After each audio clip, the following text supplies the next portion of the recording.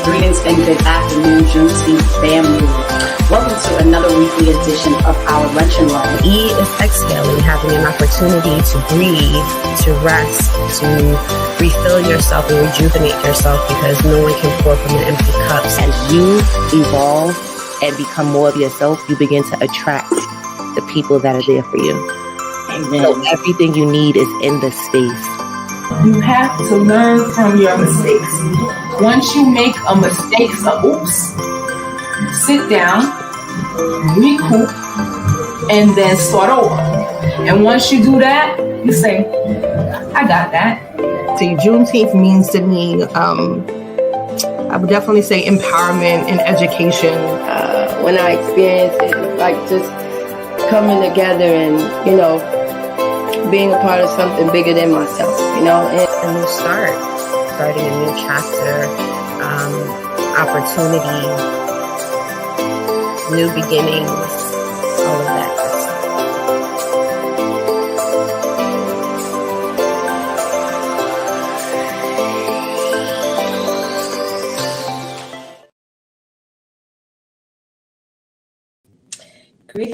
Greetings, and good afternoon, Juneteenth family. Welcome to another weekly edition of our Lunch and Learn. So today we have with us Healer. I'm calling her Healer. I don't know that she's claimed that yet, but in my eyes, anybody that's dealing with holistic health and teaching about wellness, they are healers, and they are here to support us on our journey to just grow, stretch, and expand. So today we have Corissa McEwen, who is a research and development specialist with a master's in toxicology. I'm like, I don't even want to go into all this bio stuff. I just really want to bring Corissa up to the stage. She has amazing energy and amazing smile, and I would like for her to share more about her than for me to share more about her. So let's bring Corissa up to the stage. Hi, how are you? Hi, Jamie. Thank you for having me today. I am so well. I'm like, it's so many places that I really want to go in this conversation. But first, I would love to know first of all, anytime that there is education in our space, I want to amplify that. Especially when we're in spaces that are not the typical, not the areas that we normally go to school for. Our BIPOC folks, a lot of times we don't know what we're going to school for. We end up in liberal arts and all these different things. But to end up with a master's in toxicology that then ends you up into wellness. I'm excited about this conversation because I know the conversation has to do a lot about your journey and how you ended up transitioning into this area of life of being a healer versus being a toxicologist, which you could have just stayed there. So before we dive into our conversation, I would love for you to share a little bit about your beginnings with the community, a little bit about how you even ended up getting the master's in toxicology before we go into where you are now today. Okay, perfect. Thank you. And once again, thank you for having me. So my journey all started when I wanted to become a veterinarian. And I transitioned into research.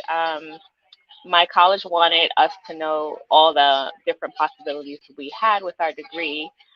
In the event vet school just wasn't something that we wanted to do anymore. So I learned more about the field of research.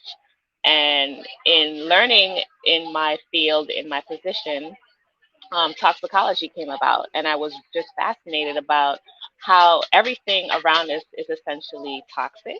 But I wanted to know, how do we navigate through that environmentally, with our food, with our hair products, makeup. So I wanted to learn more about how the world can potentially impact our bodies in that way. So hence, I got a degree in toxicology, and I worked throughout a multitudes of different positions. Phototox, which is the effect that the sun has on our skin. Um, Cosmetic tox, the makeup, the hair products that we use, how it's toxic. And then transitioning into my own health journey, the food that we eat and how it becomes essentially detrimental to us based on what we choose to eat, how much of it we're consuming, and just how it over time deteriorates our bodies.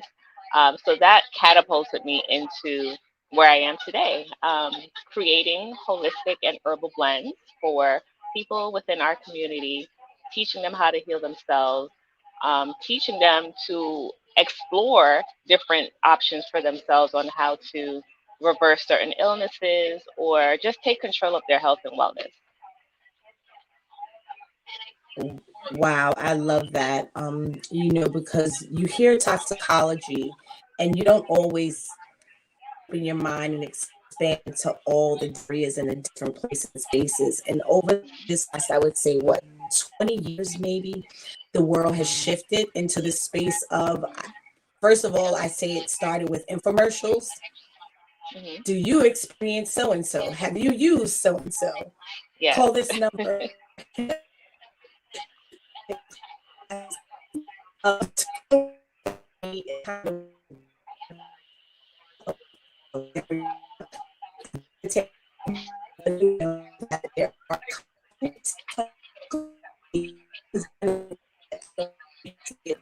Little times going on. So any the conversation, just something um do this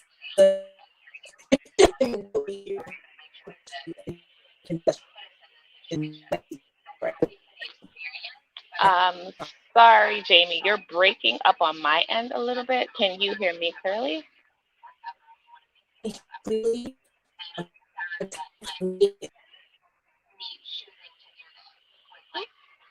Okay, it looks like we've hit a bit of a snag. Um, so while we get that fixed,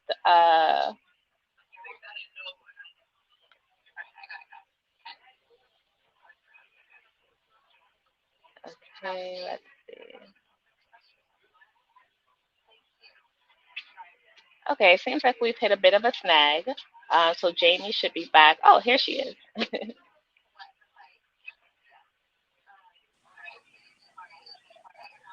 All Hi, right, Jamie. Okay, much hey, better. I let's try this one more again. So I guess it was a perfect timing to actually share with the community that there are a couple technical difficulties going on Yes. today. But sometimes that's just the universe, and this conversation is going to happen. So I am Yes. back. But just sharing, thanking you for like being so broad in that description about how you ended up where you are, because you kind of visit that space. So just toxic things can be so toxic, but we're not going to stay there. Toxicology has led you to this space of helping people figure out exactly how to heal themselves or to explore or research and be inquisitive about it. So now that you're in a space, you mentioned creating blends. What type of blends do you make? Are we talking about herbal blends? Are we talking about skincare blends? Are we talking about all of the above? What exactly do you do? So I create herbal blends, and that came about because 6 years ago I was diagnosed with borderline diabetes. I had high cholesterol. Just going back to eating certain things, nothing in moderation.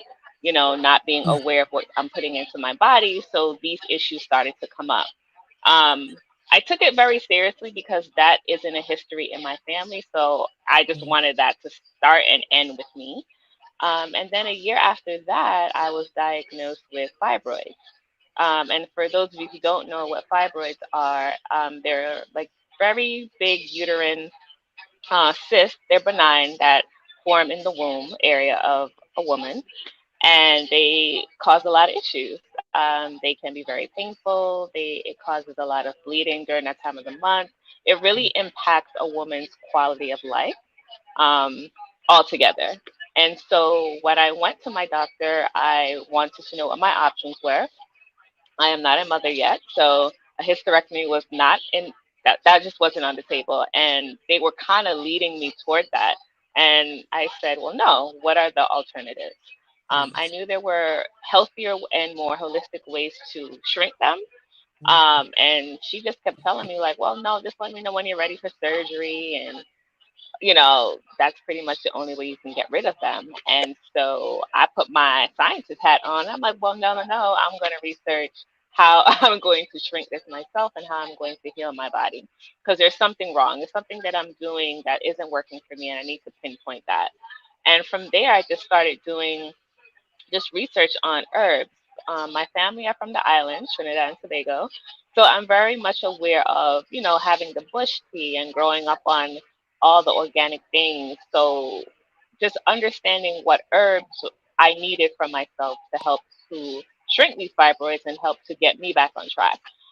In doing that research, I came upon Dr. Sebi and just started listening to all of his teachings and, learning about the vegan diets and the alkaline diet and how to incorporate different things.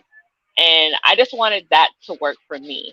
I know there is no one size fits all to certain things, so I wanted to see what would work for my body.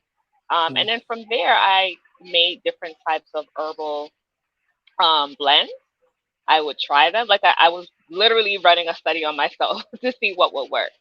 Um, I started off by having a baseline of what these fibroids were doing to me, the size, where they were located, and then from there I would create my herbal blends, understand what herb would do what, and give myself like a 3 to 4 month period. Go back in, take another measurement just to see if it was really working or if there was something else I needed to do.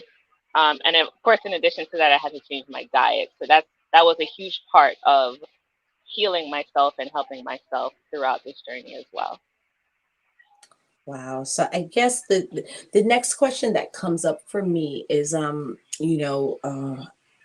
being a yoni steamer, a yoni steamologist, and so I guess where my brain goes, and I also have created herbal blends. I won't say that I'm a herbalist, but I Right. have also created herbal blends. I've created an herbal blend that has helped me clear a UTI because I didn't want to take Mhm. antibiotics. Mhm. So it did take a little longer than what antibiotics would do, but I'm sure that it didn't do to my body what antibiotics would do. So how do you have the people that you assist, how do they use their herbs? Are they drinking them? Or is it a combination of drinking and steaming? What does your solution look like? What does it look like for you? Are you drinking it? Are you steaming? So for me, I started with changing my diet. Yes. So I eliminated meat, I eliminated dairy because that caused the hormonal imbalance, which impacts the whole thyroid production. Second, I started doing the herbs, the herbal blends, drinking a lot of water, just educating myself and understanding what it would look like for me, getting sleep, pretty much self care, putting myself first because as women, we don't do that. And then a lot of these things manifest into our bodies, the anxiety, the anger, tiredness, stress. So I had to learn how to eliminate all of that. So self care was definitely a priority for me then. And then exercise, implementing exercise and making sure that everything was just flowing. So for me, that's what it looked like. Change of diet, my herbal blends, getting enough sleep, exercise, and then tapping into the yoni steaming and the Reiki. Because these things manifest, um, there's so many different areas that it comes from, right? So for me, I feel like my fibroids manifested because I was under an extreme amount of stress. I was holding on to a lot of anger from past relationships. I was holding on to different things, but I was holding it in my womb space. So it wasn't until maybe a year after I started doing herbal blends and exercise that I really understood that all of this is also energetic. So for anyone that will come to me, yes, the herbal blends are a huge part, but you also need to tap into what you're holding on to that's not working for you. And I have a whole team that helps me. I have someone who helps me with Reiki, with yoni steaming, with meditation. So it's an all around process. You really have to make it a lifestyle change in order to heal your body. That part. I'm like, I feel like I'm looking at like a mirror version of me that has some other things that I don't have. And I'm sure I have some things that you don't have. But I'm like, because when you started to speak about the things that on the other side, I'm like, no, but that's why the fibroids are there. So I love that you took the conversation to the idea of self-care. We live in this society right now where the younger generations are like, have this new term, soft life. And for me, soft life isn't necessarily how they view it. For me, soft life begins with self-care. Absolutely. And over the years of looking at different cases and just doing the things that I do, I have definitely noticed that, our sisters have been impacted so heavily. You spoke about not having children yet. And the amount of fibroid cases that you see in comparison to the amount of lack of being able to procreate, it's very tied together. It's so tied together. They're like so linear. And the investigation needs to happen. The healing needs to happen. The conversations about the fact that stress shows up in more than just becoming an ulcer. There are different things that we know about stress, but there are things that we also don't know about stress. Right. Stress, and also what you mentioned about like clearing the sacral chakra. And for those of you who are not familiar, the sacral chakra is where our wombs are.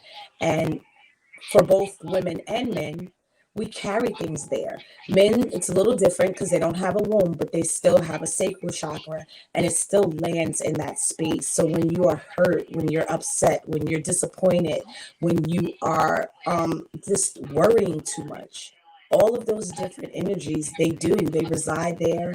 And it makes so much sense when you start to look at the amount of stress in the world, when you look at the amount of stress factors that have risen. I mean, there's always been stress in this world, especially for us. I mean, Exactly. Yes. we're here in the name of Juneteenth. There would be no Right. conversation if there was we wouldn't Exactly. even be here sharing anything with the community if there wasn't a conversation about stress for us. So we've been stressed out. But what we weren't always is something else. Other things that you mentioned are the outside factors, the food, what's in the air, the things that we expose ourselves to, and the lack of imbalance in all of that, and how it actually can show up. And for women, I have it that fibroids show up. Of course, there's still strokes and other things that come along with it. But I think Right. when I look at our folks, the amount of fibroids that are out here, It's a lot. It's a it's lot. a lot. A lot. So It's almost a common thing, and it shouldn't be. right. No. Right. Yeah. So that's my focus. That's one of my main. That was my first product, and the product that I hold near and dear to me because of how it has impacted me. And for anyone watching, if you've ever suffered with fibroids, you understand. It's just not, and it's not fun. It really impacts your quality of life. And I just, while I was going through that, there was such limited resources. I feel like everything that I was looking at that was just right there in my face was leading me towards surgery. And I just didn't want to take that route. I definitely didn't want to have a hysterectomy. So I started to tap into the herbal community, and like I said, I found Dr. Phoebe and his teachings, and just educating myself on different avenues on how you can heal yourself, definitely through herbs, but through everything else, the Reiki, the meditation, the yoga, the yoni steaming. It's a whole process. So yes, my womb, I call it my womb love tea. That helps to shrink the fibroids. It helps if you have bad menstruation cycles, all the symptoms that come along with that. It helps to eliminate that over time. And I just wanted to add that over time piece because this is not a magic pill. When you take herbs, it has a compound effect. So you have to be consistent in what you are doing, and it has to become a lifestyle change. It's not a microwave. You won't get microwave results. It's something that you have to commit yourself to in order to heal and in order to overcome whatever you're going through. So I just wanted to throw that in there because that's like a very important piece on why some people may start an herbal routine, but they won't stick with it because they don't see the results as quickly as taking an over-the-counter drug or a prescribed prescription. It's something that you have to commit yourself to and be consistent with. I love that. So actually that takes me to a question that I have for you. So what are some of the common misconceptions surrounding health that you've seen in our community? And like, yeah, what are some of the biggest misconceptions that you would like to dispel that are tied to this conversation? I think one of the big misconceptions, and it's partially true, is that certain ailments and diseases are hereditary. To some extent, yes, but you have to look at why this is running through your family. Has everyone eaten the same type of food throughout generations? Has everyone swept trauma underneath the rug throughout generations? So yes, it will become hereditary if everyone is in this cycle, in this loop. If no one is breaking the cycle to say, you know what, let me change the way I'm eating, or let me learn a different way to do this, or something has impacted me or it was a traumatic experience for me. Let me seek therapy. Let me seek meditation. Let me find out how to heal from that. So when you're not in the mindset or in the space of searching to heal, it will pass down throughout generations. So I think that's one of the biggest misconceptions that I've heard when people come to me and they say, well, high blood pressure runs in my family, or this runs in my family. I'm like, well, no, it actually doesn't. Like, your mom has been going through some other stuff, and I'm pretty sure if I were to talk to your mom or your grandmom or your dad or your aunt or your uncle, you would find the common denominator is they have failed to address other issues, emotional issues that have impacted them, that led them to probably eat certain foods that are not healthy as a comfort. And then that impacts the body. So it's a trickle effect. I have it that that's one of those things in language that it's really important to discern, because when we say hereditary, that means it's in the DNA. That Correct. means it's part of our makeup that you can't, well, not to say that Correct. you can't do anything about, you can, but it's very different than what you just pointed out, which are generational patterns. Correct.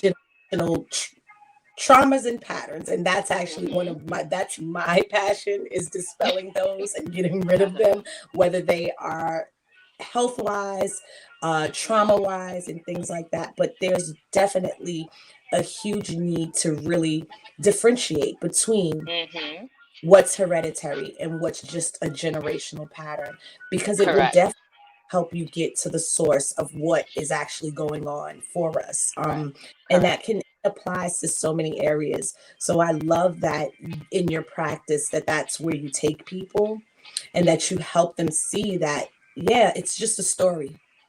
It's really a story. It's part of a story that we're living, and we're just reliving the story over and over and over again by eating what grandma made and then making the same thing and not finding what needs to change. I think back to my Nana, and my Nana was an amazing cook, but she had 4 seasonings, okay? 4 seasonings: salt, pepper, Lowry's, and accent. And that last one is the hugest. That MSG is nothing but MSG. So Yes. anybody who has accent in your cabinets, please throw it Throw away. it Get away. rid of it. Throw it Get rid of it away. because there are so many herbs and Yes. spices that you can use to replace that item. And very Mhm. similar with Lowry's. I Mhm. still use that a little sparingly here and there, but it's really important for us to learn these labels also. Mhm. Learn to That read is the label. that's another huge factor that I learned myself, and I've been teaching everyone. Just because it says that it's healthy on the front does not mean that it's healthy.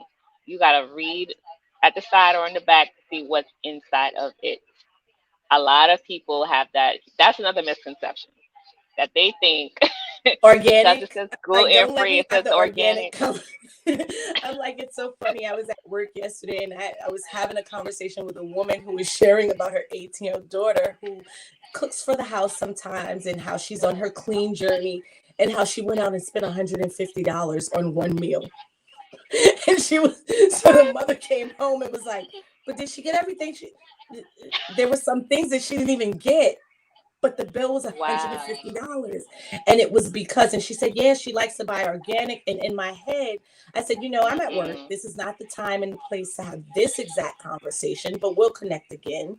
Right. I'm not here to like have this Yeah. conversation Yeah. right now, but I'm hoping that at some point, because I have in my own allergy search gone through different fruits that are supposedly organic and this and this and that. Mhm. Meanwhile, what I'm allergic to still shows up in that space Right. because I'm not allergic to the actual fruits. The It's the pesticide. processes, it's the waxes, it's Hmm. the what do you call it? The pesticides, it's the different Pesticides. things. Yes. It's the pesticides, it's the wax that they're putting on these apples to keep them shiny. It's all these different things that still show up in the organic community, still show up in the Hmm. non-GMO. Like you really have to do what you started with, which is that research. It's Yes. really important. And I think that that is a disservice that we give our children, teaching them how Hmm. to study versus teaching them how to research. Hmm. Research is Exactly. so much more expansive. It teaches you to think outside of the box, whereas studying teaches you just what's there. It's like Hmm. repetitive. It's Hmm. teaching you what we don't need to be learning. So, and not to say that studying is not to be done, but that balance and that's Hmm. what keeps coming up for me in this conversation right now. I don't know what your Hmm. streamline right Hmm. now, but I keep hearing balance and how much Yeah. balance is key. It's key whether because it's not to say that we can't eat a little dirty every now and then. We can't have a little bit of that thing that maybe we shouldn't. But I did hear you say at the top is the excessiveness and like Yes. overindulging in things and not having moderation. I think that's the actual term we use, not moderating what it is that we choose to put in our bodies or on our bodies, on or in Ab- our bodies. Absolutely. Everything in moderation, and just understanding if you are already in a state where you are going through an illness or a disease, there Mm, is no room for cheat meals or anything like that because your body is already in a weaker state. Once you heal yourself, yes, eventually you can enjoy certain things. But honestly, at that point, once you've gotten to that point of overcoming the diabetes or the high blood pressure or the fibroids or whatever the case is, you really don't want to go back to certain things. Your mm, palate totally changes. So your taste for certain foods from before is not the same. Your mindset is different because you're more clear and you mm, have a better understanding of what you're eating. So yeah, you get to make a better, clearer, educated decision on what you're feeding yourself as opposed to it being an impulse reaction. Like, oh, I had a bad day. I'm stressed. mm, I'm going for ice cream. Oh, like I had a great day. I got a promotion. Let me go to the bar and have a glass of wine. And I'm not saying these things are terrible, but mm, I think what it is, you have to be aware of what it's linked to, and that there are other ways to celebrate yourself, and there are other ways to deal with hurt and sadness and anger than going towards foods that would hurt your body even more. So it's just a whole of like self care, balance, consistency. No one wakes up knowing any of this because we were all brought up a certain way from generational habits, as you mentioned before. So now it's Yeah. just up to us to explore and research and understand what it is we need to do for ourselves now. And I want to take that just like one step further because you definitely shared with us that you're from an island, which I know a lot of times the islands are still practicing different things that are still from our motherland. They Hmm. still are, you guys that are Caribbean tend to have some of those things. I don't know what it is. Maybe it's that next stop over here, or maybe just the harshness that was here on this land in America, or just the journey of America in itself, because this conversation could even be looked at in America. DNA Right, versus traumas and patterns and what has right. been done since we were dropped on this island. Everything stripped and becoming eating scraps, eating things that are not really good for us, then Hmm. going into a society that is all about not us, Right. not caring for us. We could talk about this in maternal areas. We could talk about this in educate so many areas, Hmm. so many areas. So with that being said, it's a lack of knowledge here, a lot of lack of knowledge. And I think that's like a huge thing that people have to look at sometimes is let me stop, let me not. So curing that UTI on my own, it started because I had taken Queen Afua's Sacred Women program, and Hmm. I was very awoken to the fact that, I mean, I always knew that big pharma was a thing here. I always knew that this is a country that gets us sick to then heal us. And I think that's the point that I'm trying to make, is that we live in a country that is less proactive and more Hmm. like reactive, and Reactive. Yep. really doesn't work for us. We No. really have to be mindful and start being proactive. So with that being said, where we haven't gone in this conversation yet is actually sharing, like, the name of your business is Find Your Fitness. Yeah. Find So Your I Fit. named it Find Your Fitness because it is about finding your fitness. It's about finding what works for you. What works for me may not work for you, may not work for the next person. There Yeah. is a common denominator, but we've all been through different things. We all process things differently. Our bodies handle things differently. Yeah. So I wanted, just in the name, I wanted people to come to the table or come to me understanding like I'm not trying to force a one way method on you. I want Yeah. to understand what you're going through. I want to understand where you're coming from, your current state, and then we can work on how we undo the things that you've learned that were not working for you. So it's Okay. Find Your Fitness. And yes, I created the Womb Love Tea. I've also created a detox tea, which that in itself, researching once again on what detoxing really is supposed to look like. Mm. Growing up, my parents took the senna. Out here it's the milk of magnesia, and I've taken those things growing up as well. And one thing I hated about it was the pain I was in, the cramping that you would get. And Mm. I learned that some of these things, they trigger chemicals in the body, in the brain, to Mhm. contract and to have abnormal activity in the body to push things out. The herbs are natural. So the herbs will naturally impact the cells. They will communicate with the cells. They will communicate with your organs to naturally release things. My herbal detox and any herbal detox that you take should not cause any type of discomfort. It really just should be a smooth, natural flow. So my detox tea, I really worked hard on that as well. Just two different types of blends that I've created. And I think I finally got it down to a great science where it not only cleanses you out, but it helps to create mental clearness. Um, a lot of my clients, that first day, second day, they're a little angry at me. But after that, they get to understand why certain things work the way they work. Why is the tea bitter? Because that helps to activate the liver and the liver enzymes to help clear certain things out.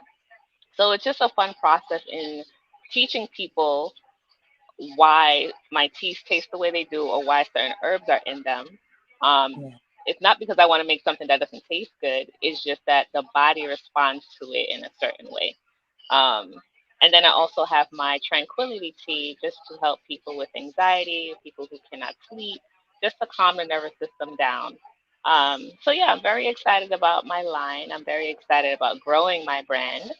And I'm just excited to be here, excited to be a part of Juneteenth, and I really appreciate all that you've created in this platform for me to speak to the community and answer all questions. Perfect statement to go there, because I was just about to. So, what advice would you give to someone who is interested in incorporating herbs into their diet, into their way of living, into their practice as a daily routine, but doesn't know where to start? I think a good way to start is you can either find someone like myself or someone that is already in that field and talk to them about the issues that you're having. Don't try to take things on by yourself. It's a community. We are a community, and I think Mm. it's important for people to reach out to other people and talk about their experiences. I know within my community, it's always looked upon as weak or shameful if you're experiencing some sort of illness. So it's important to share your story because you never know who's going through the same thing you're going through. So I would say step one, see who is in that field or see who is actually experiencing the same things that you have experienced and overcome that. Connect with them. If a person isn't available, you would have to go the research route, which is what I did, but that takes a little bit longer, but it's very doable.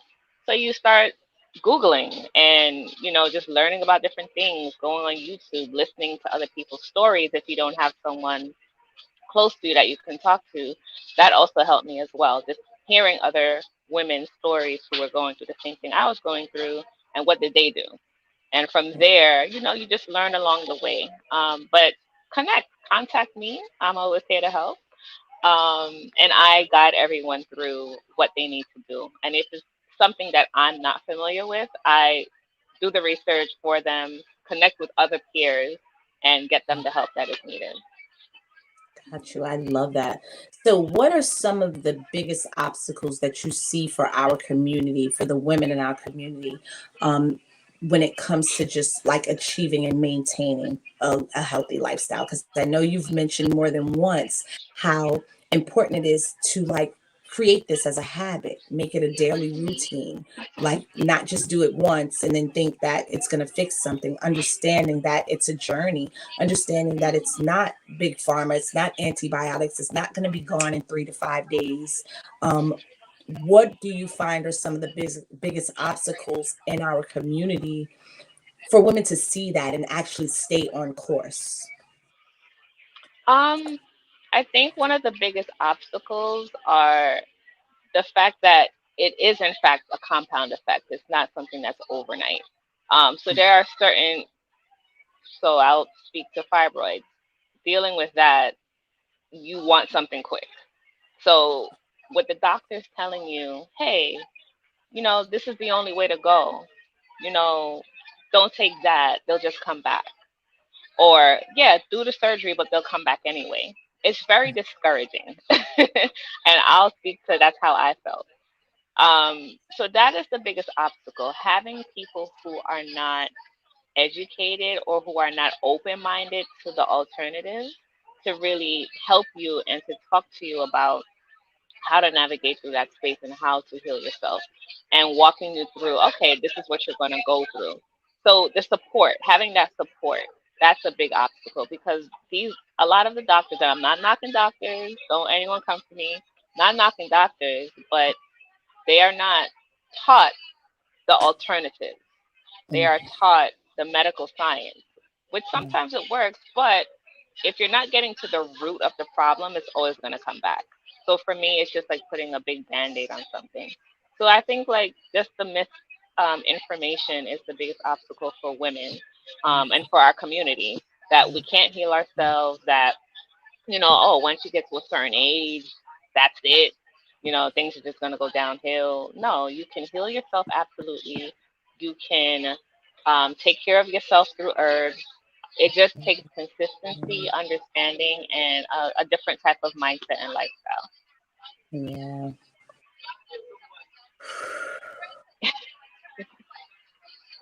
I'm just my mind is just really going to this place. So like you, I'm all up in this area of life, Reiki, and doing doula. I have trained as a doula.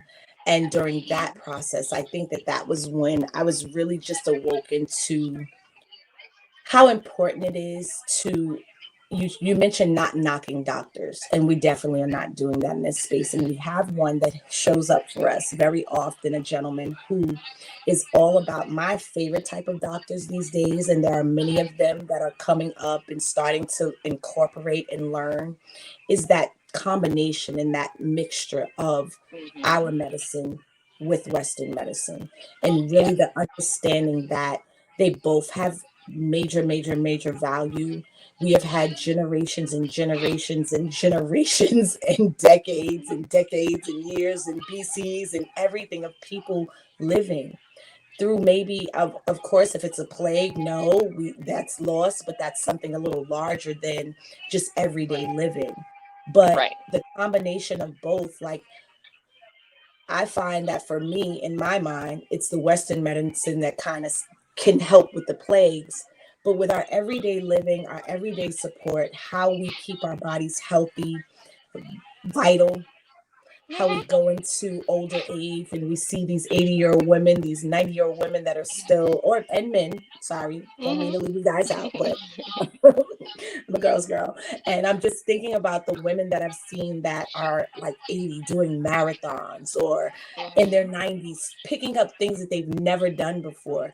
To me, that's what it looks like when you have lived a life of mixing both, but also practicing self-care and self-love to get Hmm. yourself to a point that your body can still operate like, it's supposed to. um Hmm. I often compare bodies to cars, Hmm. Yes. If you don't take care of your car, if you don't keep up with the maintenance, the car's gonna stop working eventually. and It's it gonna doesn't shut matter down. what the model is, it doesn't No. matter what it looks like, it doesn't matter where it came from, none of that stuff matters, and that's very much what our bodies are like. Hmm. So tell me, right, as we start to close out the session, let the community know in full what Find Your Fitness offers. What are your services? What's coming up next? Where they can find you? Your contact information has been dropped in, but where are you located? Is it just a physical business? Can they speak to you virtually? Let the community know, please, exactly what they need to know about Find Your Fitness. So yes, Find Your Fitness. I can be found virtually, phone call, email, social media. Um, what's next for Find Your Fitness? So right now, like I said, I have the Womb Love teas, I have my detox teas, and I have the Tranquility tea. So I'm really honing in on just helping the community and exposing myself to of the community and seeing really where the need is, so that I can help everyone that I can. So you can contact me if you need help with anything, if you have any questions in regards to anything. I do also customize blends. So if there's something that you are going through that I don't have an already made blend for, I do customize different blends and I work with each person through their journey. It is a daily practice. I don't just give you a product and I disappear, because that's not how this works. It takes a lot of mental work as well, and a lot of teaching, so that you understand exactly what it is you need to do for yourself and how to maintain that. That's a really big piece. I'm originally from Queens, so my business is in Queens, but I'm virtual. So wherever you need me, I will be there. I will be there to help. Where will I be next? So this summer, I'm just doing a lot of vending just to get out into the community. My next vending, I will be at the Laurelton Market in Queens, part of the Black Resource Network.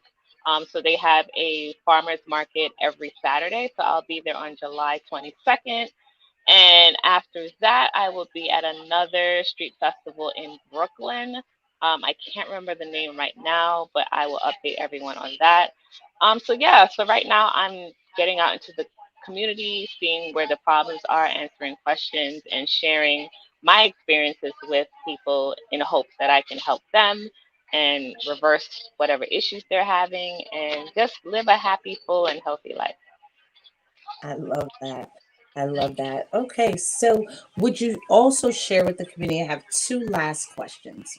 Yeah. Well, one is not a question. One is if you could just give the community, some people that may have just joined, maybe in the last minutes and weren't here with us the whole time, just surmise what you would like them to walk away with today. And also, could you please answer what exactly Juneteenth means to you? Okay. So I definitely want everyone watching this, either live or on the replay, to know that you can heal yourself. It may take some time, but it is possible. Um, this world was created with everything that we need. Don't be afraid to share your story. Don't be afraid to share what you're going through. There are people out there that can help you. So healing yourself is definitely possible. I have done it. I have helped many people through it. It is a up and down journey, but it's very, very doable. And what Juneteenth means to me, Juneteenth is just what we're doing right here. We have the freedom to express ourselves and the freedom to help each other. I feel like if more people were more open to sharing their experiences and seeing how they can be a solution not only to themselves but to others, um, we will all have that level of freedom we all desire. So Juneteenth to me is just freedom, expression, just living unapologetically and trying to get to the elevation of life that we were all meant to live. Ashay. Thank you, Corissa. It's been an Thank honor to you. have you here today, and I love this conversation. I could probably sit here and we could deep dive and take it. I'm like, as you saw, Yes. I reel myself in because I know I'm one of those go down the block around the corner talkers. So Uh-huh.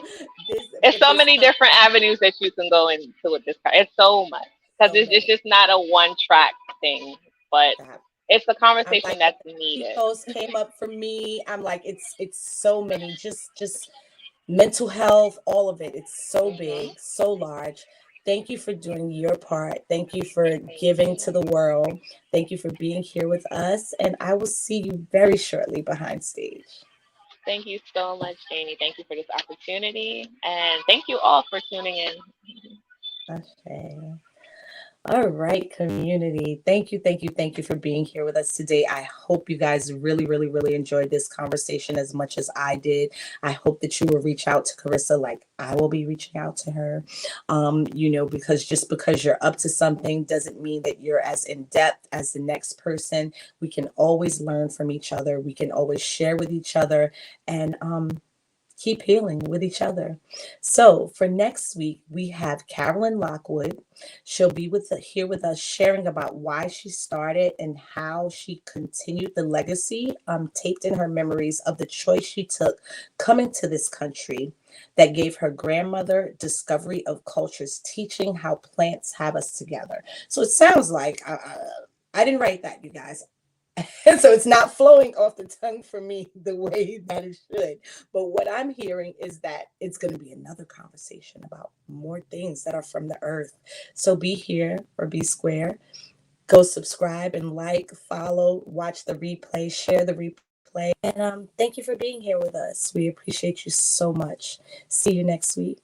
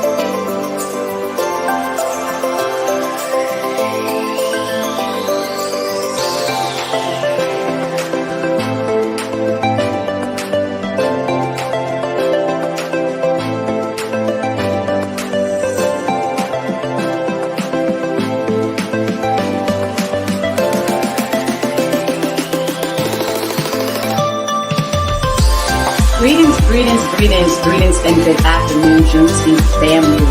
Welcome to another weekly edition of our Lunch and Learn. E is exhaling, having an opportunity to breathe, to rest, to refill yourself and rejuvenate yourself because no one can pour from an empty cup. As you evolve and become more of yourself, you begin to attract the people that are there for you.